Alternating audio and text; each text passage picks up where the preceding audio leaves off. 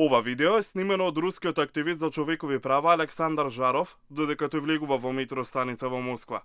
Гледаме како Жаров минува низ рампата за наплата, опремена со камера, која го фотографира. Неколку минути подоцна му приоѓа полицаец.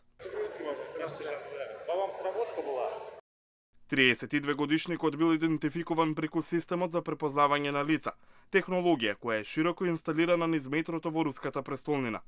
Истражување на Reuters откри дека мрежата за видеонадзор на Москва игра важна улога во апсење на антивладини демонстранти.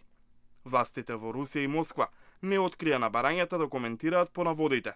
Во 2017 година официјална Москва ја објави едно од најголемите светски мрежи за видеонадзор преку системот за препознавање лица.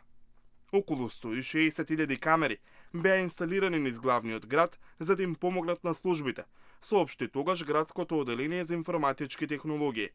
Во метрото на Москва, системот за препознавање на лица се користи за контрола на плаќањето за билет, како и за безбедносни причини. Патниците се фотографирани додека минуваат покрај рампите.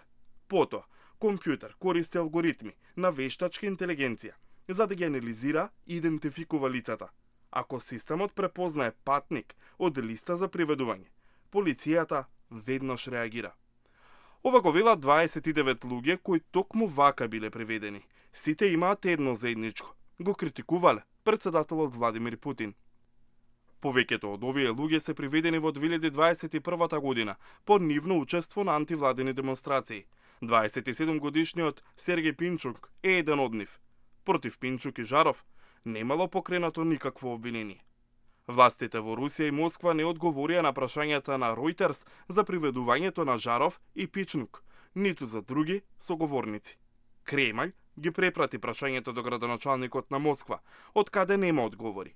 И Руското министерство за внатрешни работи, кое го надгледува спроведувањето на законот, не одговори на прашањата испратени преку Кремљ. За Пинчук и Жаров, надзорот, ризикот од приведување и притисокот од полицијата им го промениле животот. Не виделе друг избор, освен да ја напуштат Русија.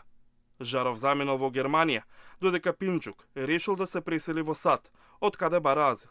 Двајцата се свесни дека нема брзо да го видат повторно своето семејство.